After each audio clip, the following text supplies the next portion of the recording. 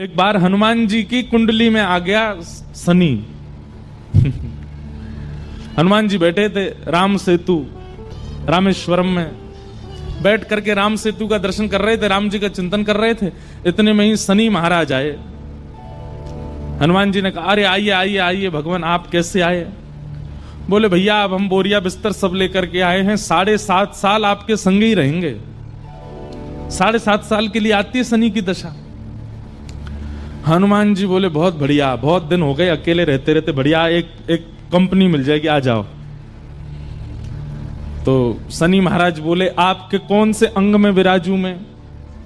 बोले आपको जो बढ़िया लगता हो वहां बैठ जाओ।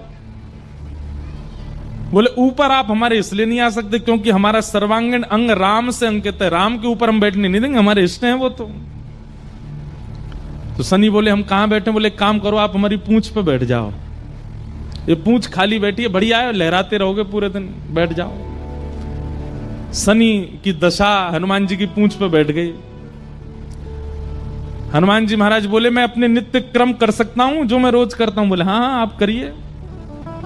हनुमान जी का तो नियम था, राम सेतु का दर्शन करके फिर पूरी पृथ्वी की परिक्रमा करते थे।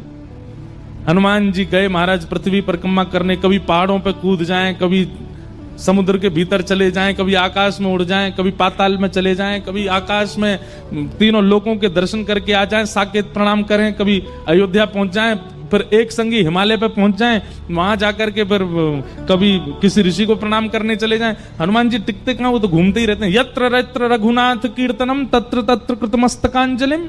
जहां जहां कथा होती है, ये बात लिख लीजिएगा, पूरे विश्व में जहां भी कथा होती है हनुमान जी एक क्षण के लिए सही आते हैं, सब जगह आते हैं। अब अपनी संध्या वंदन करके तीनों लोगों की परिक्रमा करके पृथ्वी परिक्रमा करके फिर हनुमान जी ने लिस्ट निकाली कहां कहां कथा चल रही, सारी कथाओं में गए एक एक सेकंड के लिए। इतनी उछल कूद और इतना ज्यादा एनवायरमेंट चेंज हुआ, व्यक्ति अगर एक मौसम से दूसरे मौसम में जाए तो जुकाम खांसी हो जाती, क्या क्या।